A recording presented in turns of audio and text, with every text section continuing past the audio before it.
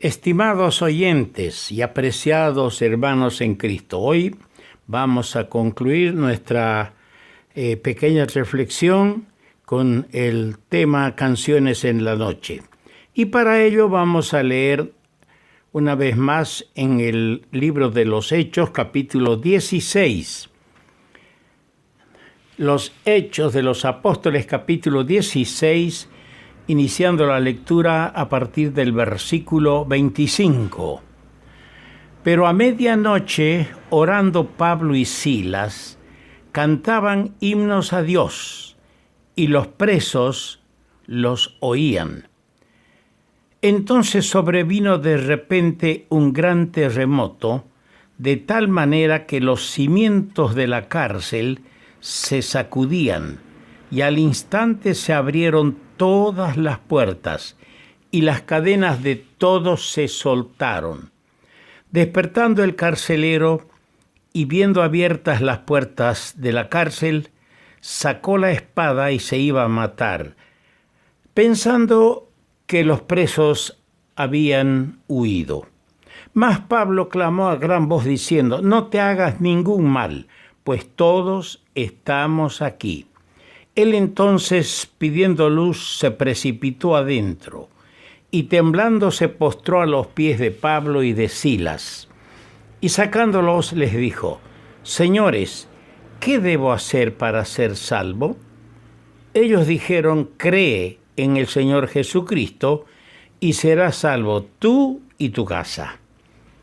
Y le hablaron la palabra del Señor a él y a todos los que estaban en su casa. Y él, tomándolos en aquella misma hora de la noche, les lavó las heridas, y enseguida se bautizó él con todos los suyos. Y llevándolos a su casa, les puso la mesa, y se regocijó con toda su casa de haber creído a Dios. Que el Señor añada su bendición al corazón de todos nosotros. El otro día hemos leído, el día de ayer hemos leído el texto: «Los que sembraron con lágrimas, con regocijo segarán». Texto que está en el Salmo 126, versículo 5. Y hoy leamos el versículo 6. «Irá andando y llorando el que lleva la preciosa semilla, mas volverá a venir con regocijo trayendo sus gavillas».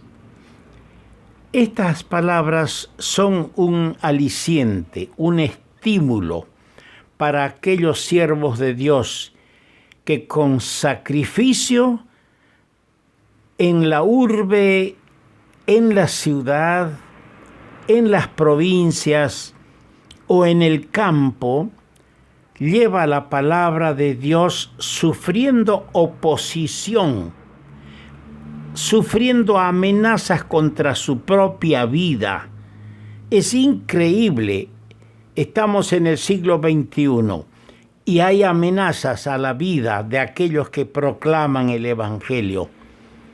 Hay gente que está totalmente ofuscada por la religión y por los instructivos de los emisarios satánicos, que hacen lo posible, lo imposible para anular a los siervos de Dios, recurriendo a todas las armas sucias que tiene el diablo, tratando de doblegar la voluntad de aquellos que llevan la simiente santa, llorando esa semilla preciosa del Evangelio.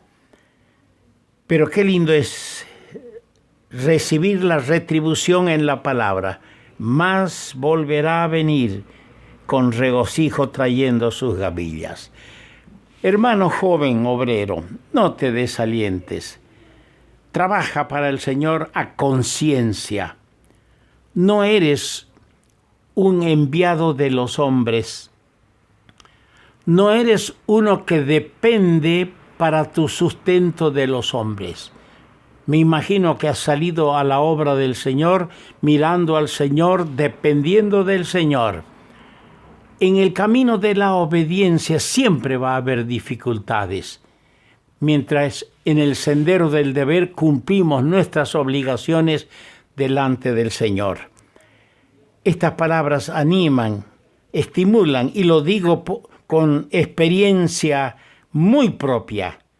He sido consolado con estas palabras en los momentos que mi vida ha sido amenazada por los enemigos del Evangelio. Hoy miramos realmente dos cosas que va a ser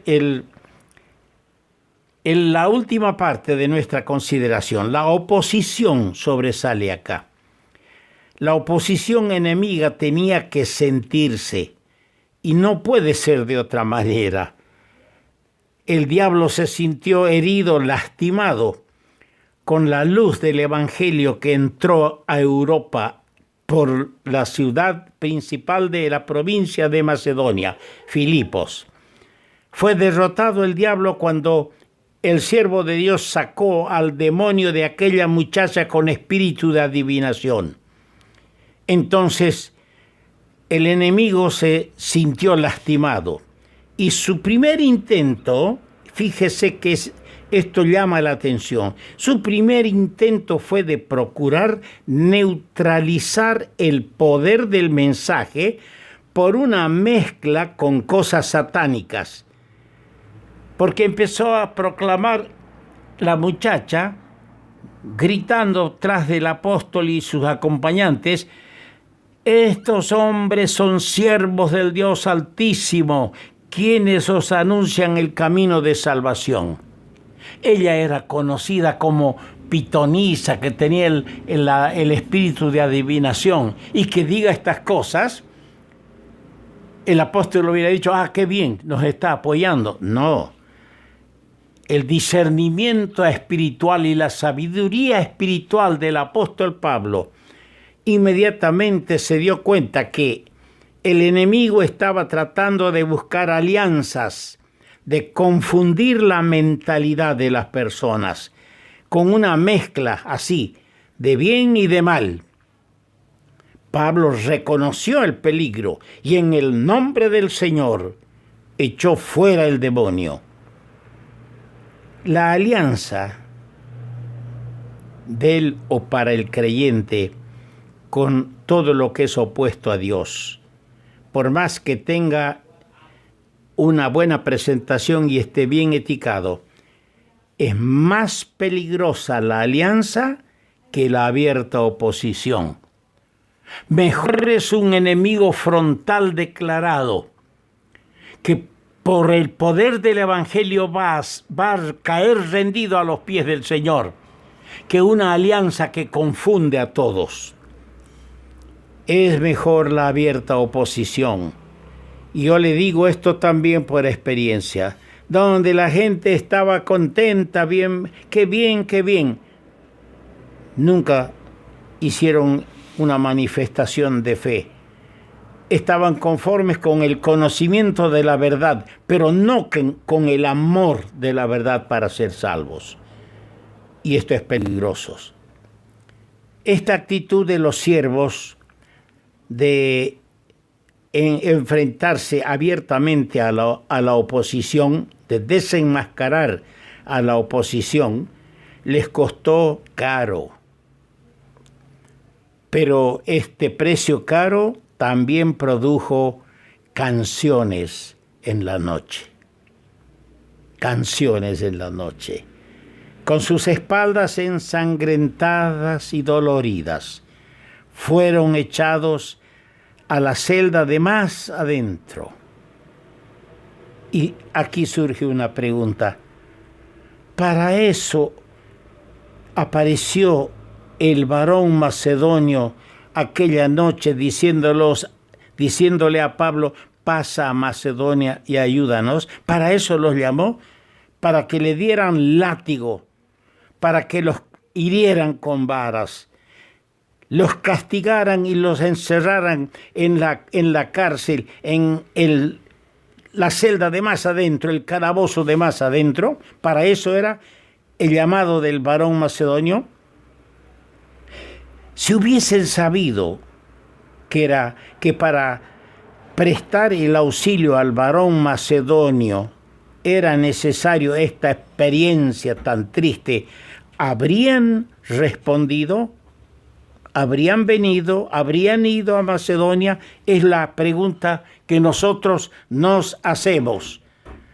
Muchas veces el sendero de la obediencia es el sendero de las dificultades y sufrimientos. No lo olvide, hermano. Muchas veces los sufrimientos y dificultades vienen cuando estamos en el sendero de la obediencia. Pero el triunfo de los siervos es más notable en estas circunstancias. Cuando estamos sufriendo por obedecer el llamamiento de Dios, entonces vienen las canciones en la noche. Él las da. El Señor nos da estas canciones en medio de las angustias, en medio de nuestras pruebas en el servicio para el Señor. Él nos da canciones en la noche y no cambiaríamos por nada del mundo esas canciones que genera el estar en el sendero de la obediencia. Cualquiera puede cantar cuando las puertas de la cárcel se abren. Cualquiera puede cantar. Solo Dios nos puede hacer cantar con triunfo, con gozo, en la oscuridad de una celda. Ahora leemos del triunfo del Señor y de su evangelio.